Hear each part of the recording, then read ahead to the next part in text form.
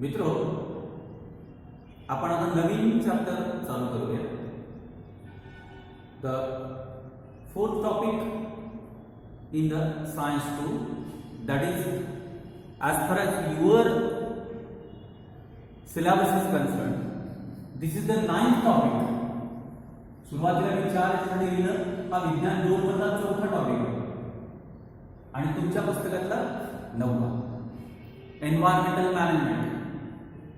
We have 5 topics in science 1 and 5 topics in science 2 as far as the first term is concerned. पहिल्या सत्रामध्ये 1 ते 5 धडे विज्ञान 1, 6 ते 10 धडे विज्ञान 2. त्यातला 9वा धडा it is belonging from science 2, that is environmental management. याला आपण पर्यावरणाचे व्यवस्थापन असं म्हणतो. In environmental management, in this chapter we are going to discuss about the weather, climatic conditions, then meteorological things, what are the effects of weather, what are the effects of climate on the human being and so on. पर्यावरणाच्या व्यवस्थापनामध्ये सुरुवातीला आपल्याला या chapter मध्ये 2 basic concept शिकायच्या, एक weather आणि दुसरं क्लायमेट. सुरुवातीला वेदर आणि क्लायमेट या 2 शब्दांचा मुख्यत्वे फरक काय लक्षात. आपल्या सभोवतालच्या वातावरणाचा आपल्या शरीरावर, आपल्या जीवनमानावर प्रचंड प्रभाव पडत असतो. What are the atmospheric conditions around us? They are playing an important role on the human being. मानवाच्या शरीरावर या सगळ्या गोष्टींचा खूप मोठ्या प्रमाणावर परिणाम होत असतो आणि त्यामुळे दररोजच्या वातावरणाचा आणि आपण ज्या परिसरात राहतो त्या एकंदरीत क्लायमेटचा, एकंदरीत परिस्थितीचा सदैव आपल्याला विचार करावा लागतो. आपलं दूरदर्शन किंवा आकाशवाणी आपल्याला रोजच्या रोज आपल्या सभोवतालच्या वातावरणाची कंडिशन सांगत असते, दॅट इज वेदर. म्हणजे आज आपल्या सभोवतालचं वातावरण कसं आहे? आज आपल्या सभोवताली ढगाळ वातावरण आहे का, खूप उकडतंय का, खूप पाऊस पडतो आहे का, प्रचंड वेगाने वारे वाहत आहे? ती तात्पुरती कंडिशन ती सांगितली जाते. The temporary condition of our surrounding is weather. While what is climate? It is a long duration atmospheric condition which is covering the larger area. आपण ज्या परिसरात राहतो त्या परिसरातलं एकंदरीत वातावरण बरेच दिवस चालणार किंवा कायमस्वरूपी असणार त्याला आपण काय म्हणतो? Climate.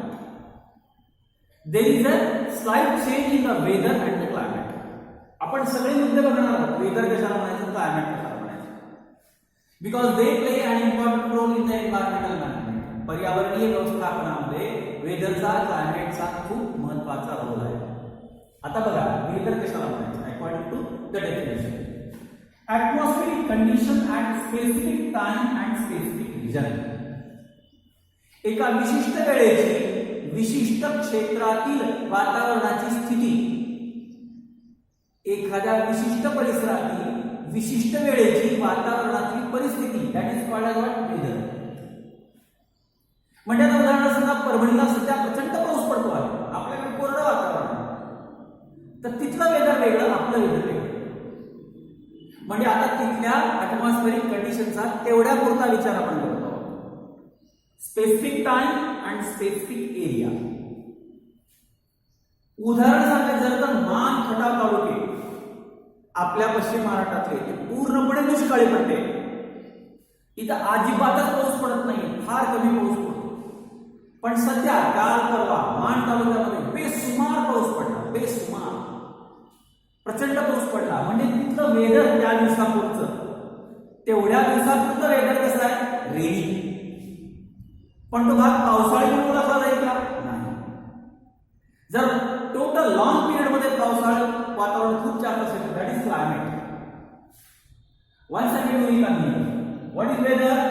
Atmospheric condition at specific time and specific region. एका विशिष्ट ठिकाणची, विशिष्ट वेळेपुरती वातावरणातली किंवा सराउंडिंगची परिस्थिती, त्याला वेदर म्हणतात. आणि क्लायमेट कशाला म्हणतात? It is a average of daily reading of various weather related factors. वातावरणाशी निगडीत अनेक फॅक्टर बऱ्याच दिवसाची दैनंदिनी, बऱ्याच दिवसाची निरीक्षणे, याला क्लायमेट म्हणतात. क्लायमेट याचा अर्थ त्या परिसरात सदांतरा कसं वातावरण राहतं. सदा सर्व काळ, उदाहरणार्थ काश्मीरमध्ये कायम थंड वातावरण असेल, आपल्याकडे बरंचसं गरम वातावरण असतं. अजून दक्षिण भारतात गेलो आपण, तिथे आणखी जास्त गरम वातावरण असतं. विषुववृत्तीय प्रदेशामध्ये प्रचंड उष्णता असते, सतत तापमान जास्त असतं. शीत कटिबंधामध्ये खूपच कमी तापमान असतं. म्हणजे आपण सरळ सरळ म्हणतो की काश्मीरला गेलो आपण, काश्मीरचं वातावरण खूप थंड आहे. यासाठी विशिष्ट दिवसाची किंवा विशिष्ट वेळेची गरज नाही. The climate of Kashmir is really cold because it is observed during long duration. Various days readings are there which are having lower temperature. वर्षानुवर्ष कित्येक दिवस निरीक्षणावरनं हे आपल्याला माहिती आहे की काश्मीरमध्ये थंड वातावरण असणार आहे. नागपूरमध्ये सतत गरम वातावरण असतंय. विषुववृत्तीय पट्ट्यामध्ये सतत गरम वातावरण असते. That is climate. It is the average of daily reading of various weather related factors is called as climate. दुसरा मुद्दा, weather depends on prevailing conditions of air. Weather कशावर अवलंबून असतं? आजची सध्याची परिस्थिती काय आहे. सध्या प्रचंड वेगाने वारे वाहत आहेत का माझ्या परिसरामध्ये? सध्या खूप तापमान आहे का? प्रचंड सूर्यप्रकाश आहे का? त्यावरून कुठले वेदर ठरतं. So weather depends on prevailing conditions of air.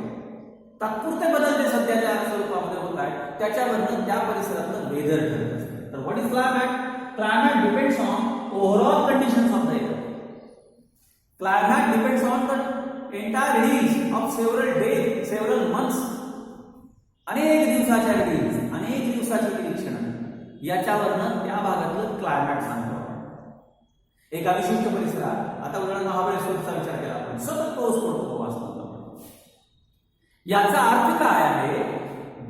The climate depends on overall conditions of the air. तिसरा महत्वाचा मुद्दा, वेदर चेंजेस कंटिन्युअसली. वेदर सतत बदलतं. आजचं वातावरण उद्या असत नाही, उद्याचं परवा असत नाही, परवाचं तेरवा असत नाही, रोज बदलतं.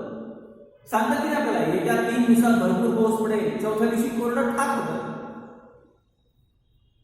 ठराविक गोष्ट सांगितली जाते, 2 दिवस वादळी वारे वाहतील. याचा अर्थ वादळी वारे सदांतरा वाहतात का? क्लायमेटचा भाग नाही तो.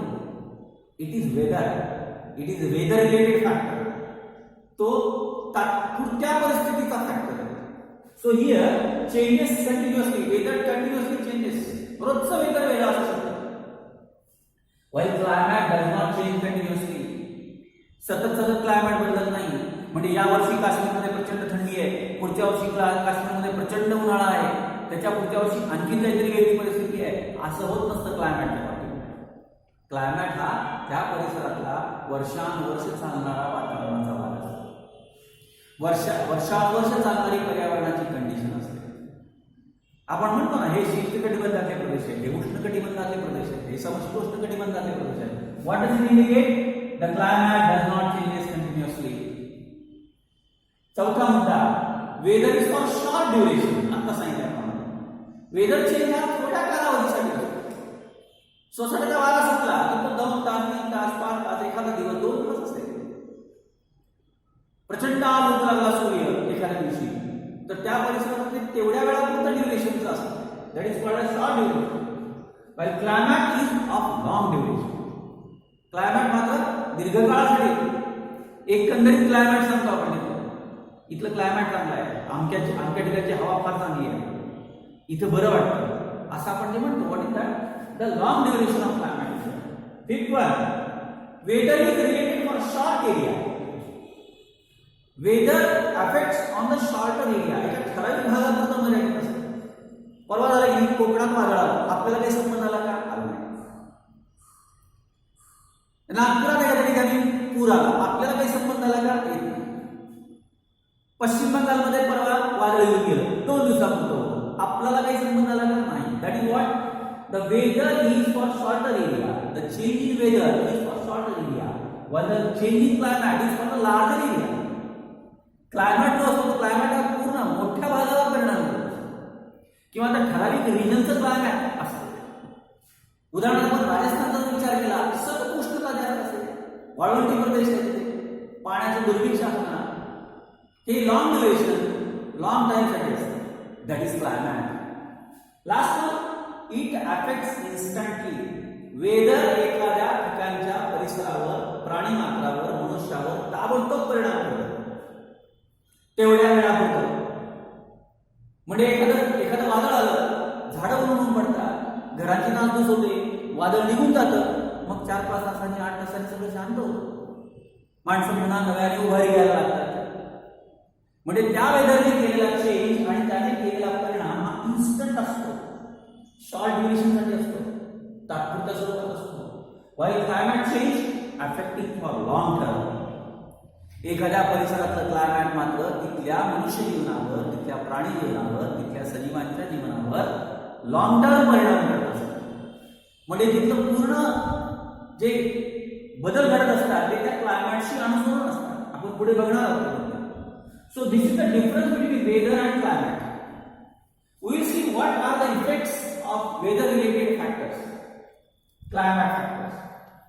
म्हणजे कोणते फॅक्टर आहे की जे वेदर रिलेटेड किंवा क्लायमेट रिलेटेड असतात आणि चेंजेस होतात. One by one we will see. Number 1, atmospheric pressure. वातावरणातील हवेचा दाब वेदर रिलेटेड असतो. म्हणजे एखाद्या ठराविक ठिकाणी समुद्रावर कमी दाबाचा पट्टा निर्माण होतो, मग पाऊस आणि ढग सुरू होतात. एखाद्या ठिकाणी वादळी वारे वाहतात. these are what? They are changing the atmospheric pressure. वातावरणीय दाबाचा परिणाम, वातावरणीय दाबावर परिणाम होतो वेदर रिलेटेड. प्रचंड आग ओढू लागला सूर्य, ठराविक ठिकाणी जर प्रचंड उष्णता निर्माण झाली तर तिथली गरम हवा वर जाते, मग सगळ्या दिशेने वारे वाहू लागतात. then the cyclone may be developed. This is related with the atmospheric pressure. Number 2, sunlight is the second factor. This is related with the weather and climate. If the sunlight is strong, it will create different things. If the sunlight is less, it will change the weather, it will change the climate. Third factor, clouds. एखाद्या विशिष्ट परिसरामध्ये प्रचंड ढग आले, आकाश पूर्ण ढगाने भरून गेलं, it will change the weather. Weather related factor, that is clouds. Humidity, वातावरणातील आर्द्रता, हा सुद्धा weather related, climate related factor. If the humidity is increasing, if the humidity is decreasing, there is a possibility of rainfall. Rainfall is another factor which is related with the weather, which is related with the climatic condition. एखादा भाग सतत पावसाळी आहे तर तिथलं climate त्या प्रकारचं असतं. एखाद्या परिसरात ठराविक दिवशी जास्त पाऊस पडला तिथलं वेदर चेंज झालेलं असतं. This is another factor. Next one, visibility. When the weather is changing, when the climate is changing, the visibility also changes. तुम्हाला माहित असेल हिवाळ्यामध्ये दिल्ली सारख्या शहरामध्ये प्रचंड धुकं बसतं, गाड्यांचे ऍक्सिडेंट होतात, लोकांना समोर दिसत नाही. तसं धुकं आपल्याकडे कधी जाणवत नाही. म्हणजे बरेचदा वेदर रिलेटेड फॅक्टर हा व्हिजिबिलिटीशी संबंधित असतो. वातावरणात स्पष्ट दिसत नाही, स्वच्छ दिसत नाही. Temperature is also one of the weather related, climate related factor. Climate related आणि वेदर रिलेटेड कसं म्हणू आपण टेम्परेचर बाबतीत? तुम्ही जर काश्मीरचा विचार केला सतत टेम्परेचर कमीच राहणार. तुम्ही जर नागपूरचा विचार केला, विषुवृत्ती पट्ट्याचा विचार केला, सतत टेम्परेचर जास्तच राहणार. That is climatic factor. आता वेदर रिलेटेड टेम्परेचर बघू आपण. तात्पुरतं एका ठिकाणी तात्पुरतं प्रचंड गरमी होऊ लागली, टेम्परेचर इन्क्रीज. 2 दिवस थंडीची लाट पसरली, टेम्परेचर डिक्रीज. पण ते लॉंग टर्म साठी क्लायमेटिक कंडिशन नाही. So these are the factors which affects on the weather as well as which affects on the climate. Climate related and weather related factors are there. आपल्या जीवनामध्ये weather किंवा क्लायमेटचा काय प्रभाव आहे? आपण या परिसरामध्ये राहणारे, या पर्यावरणाशी निगडीत असणारे माणसं आहोत. आपण आपल्याबरोबर इतर प्राणी, इतर सजीव यांचा वेदर आणि क्लायमेटशी फार संबंध येतो. What is the importance of weather and climate on the human being as well as on all living organisms. मानवाशी संबंधित किंवा इतर सजीवांशी संबंधित वेदरचा आणि क्लायमेटचा काय प्रभाव पडतो? There are various factors, one by one we will see. आपल्या जीवनावर वेदरचा काय प्रभाव पडतो? पहिला, human progress totally depends on the climate. मानवाची प्रगती तिथल्या पर्यावरणावर अवलंबून आहे. तुम्ही कोणत्या परिसरात राहता, कोणत्या पर्यावरणात राहता, कोणत्या प्रकारचं क्लायमॅटिक कंडिशन किती आहे त्यावर अवलंबून आहे. ज्या ठिकाणी भरपूर पाऊस पडतो, ज्या ठिकाणी पाण्याची समृद्धी आहे, ज्या ठिकाणी तापमान उबदार आहे किंवा थंड आहे, अशा ठिकाणी भरपूर समृद्धी दिसेल तुम्हाला. यावर जो भाग सदानकदा दुष्काळी आहे, सदानकदा वाळवंटासारखा भाग आहे, प्रचंड तापमान आहे, पाण्याचे दुर्भिक्ष आहे, no progress will be there. तुम्ही सरळ जगाचा जर विचार केला तर तुम्ही बघा, African countries they are very poor. African देश अत्यंत गरीब देश आहे. का गरीब देश आहे? मुळात तिथलं क्लायमॅटच चांगलं नाही आहे. माणसं उत्साहाने काम करू शकत नाही, प्यायला पाण्याचं दुर्भिक्ष जाणवतं, प्रचंड उष्णता जाणवते, no progress will be there. The human progress totally depends upon the climatic conditions. तुम्ही ज्या परिसरात राहता तिथलं क्लायमॅट कसं आहे, तुम्ही उत्साहाने काम करू शकता का सतत तुम्हाला दम लागतो, तुम्हाला सतत घामाच्या धारा येतात का, मग तुम्ही काम नाही करू. साधी गोष्ट आहे, एखादा माणूस एसी मध्ये बसून काम करत असेल तर अर्धा घंटा जास्त काम करतो, पण तेच तुम्हाला उन्हात काम करावं लागत असेल तर तुम्ही 15 मिनिटात दमता, तुम्हाला घाम येतो. What does it indicate? It is indicating about the weather and climate. तुम्ही कोणत्या ठिकाणी राहता. Number 2, climate decide the time schedule of the human being. माणसाच्या जीवनाचं वेळापत्रकच क्लायमॅट ठरवतं. तुम्ही कधी उठता, कधी कामाला लागता, कधी झोपता, हे सगळं क्लायमॅटवर अवलंबून. शीतकटिबंधातील लोकांचं वेळापत्रक वेगळं आहे, उष्णकटिबंधातील लोकांचं वेळापत्रक वेगळं आहे, कारण हे डिपेंड्स अपॉन द क्लायमॅट. तुम्ही सारा उन्हाळ्याचा विचार केला तर शेतकरी सकाळी सकाळी उठून नांगर धरतो, 9 वाजेपर्यंत 10 वाजेपर्यंत नांगरणी करून घरी येतो वापस. कारण 11-12 नंतर ऊन वाढत जातं, 2-3 वाजेपर्यंत शेतात काम करत नाही. 2-3च्या नंतर थोडं ऊन उतरू लागलं की परत तो शेतात आपला नांगर चालू करतो किंवा उळव चालू करतो. What does it indicate? It indicates the time schedule of the human being. Climate will play an important role in scheduling the time, scheduling the work function of the human being. आपल्या दैनंदिन जीवनातील सगळं कार्यप्रणाली ही क्लायमॅटवर अवलंबून आहे. Time schedule will be decided by the climate. 3, agricultural production totally depends upon the climatic condition.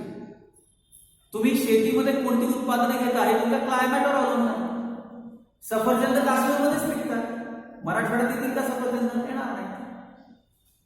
आपल्याकडे ज्वारीचं पीक येतं तसं दक्षिण भारतात येत नाही किंवा कोकणात येत नाही. कोकणात तांदूळ कसा पिकतो तसा आपल्याकडे जास्त पिकत नाही. हे कशावर अवलंबून आहे? It depends upon the climatic condition. जनावरांचं पण तसंच आहे, प्राण्यांचं पण तसंच आहे.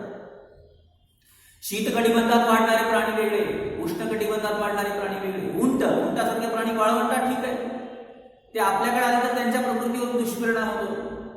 What does it indicate? It indicates about the agricultural production and the climatic condition. तुमच्या आजूबाजूचं क्लायमॅटिक कंडिशन काय आहे, it will also decide about the agricultural production. शेतीमध्ये कोणत्या प्रकारची उत्पादनं येतात. आता गव्हाचं उत्पादन पंजाबमध्ये जास्त, कारण तिथला परिसर, तिथलं वातावरण, तिथलं क्लायमॅटिक कंडिशन त्या पिकासाठी योग्य आहे. प्रत्येक देशाची परिस्थिती वेगळी आहे, प्रत्येक ठिकाणचं agriculture production. 4 development of organism. सजीवाची वाढ कोणत्या क्लायमेटमध्ये कोण वाढणार हे ठरलेलं आहे. अतिशीत कटिबंधामध्ये तुम्हाला रेनडियर सारखे प्राणी दिसतील, याक सारखे प्राणी दिसतील, पेंग्विन सारखे प्राणी दिसतील, स्लेज ओढणारे कुत्रे त्या ठिकाणी दिसतील. ते प्राणी आपल्याकडे दिसत नाही, आपल्याकडे प्राणी तिकडे दिसत नाही.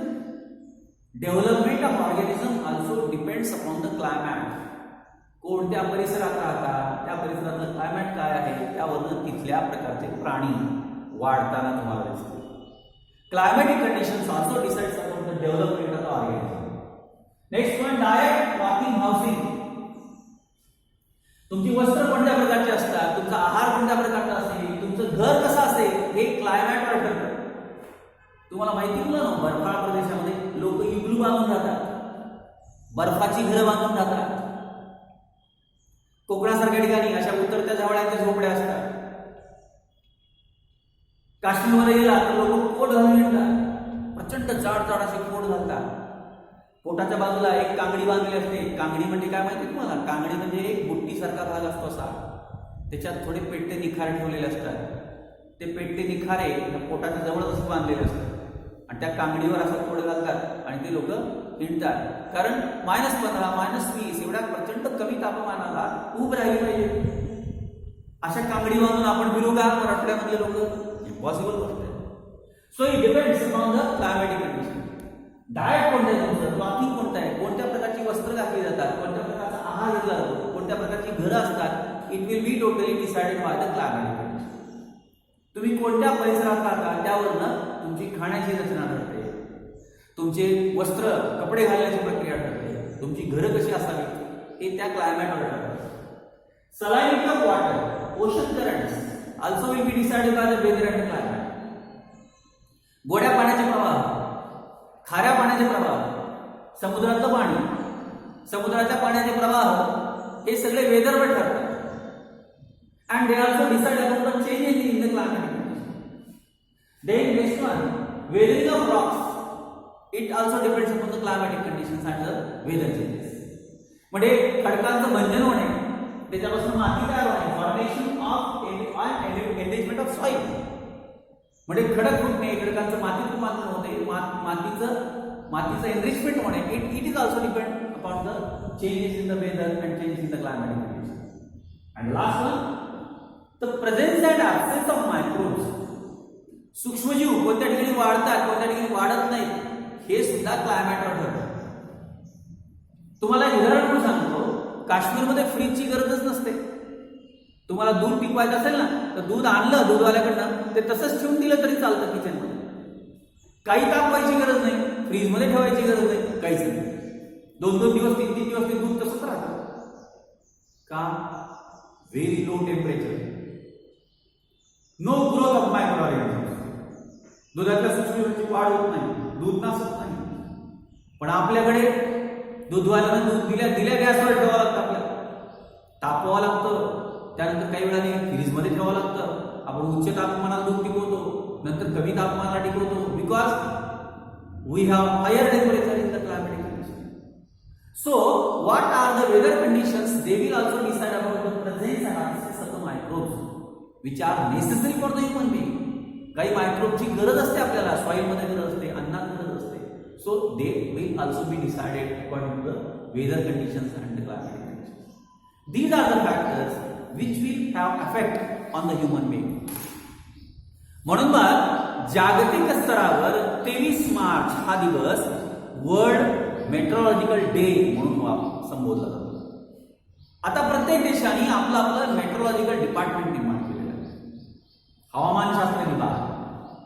The meteorological department gives continuous readings and continuous forecasts of the weather. आपल्या आजूबाजूच्या परिसराचं सतत फोरकास्ट देणे हे मेट्रोलॉजिकल डिपार्टमेंटचं काम आहे. 2-3 दिवस अगोदर सांगण्याचा प्रयत्न करतात, पुढच्या 3 दिवसात ढगाळ वातावरण राहील, पाऊस पडण्याची शक्यता आहे, उष्णतेची लाट बसेल, थंडीची लाट येईल. These are the forecast which are given by the meteorological department. 23rd March per year, every year 23rd March is considered or it is declared as the World Meteorological Day, and there are various meteorological departments which are present in various countries which are continuously discussing about the changes in the climatic conditions. And according to the long various readings they are taking, they give some forecast to the weather, some forecast to the climatic conditions. According to these forecasts, there is a possibility of proper planning and development of the human being as far as the agricultural conditions are there, or any other things which will be decided according to the weather and climatic conditions of our surrounding. This is the initial part which is in your 9th topic, that is environmental management. Today we will stop here. In the next video we will continue the next part. Thank you.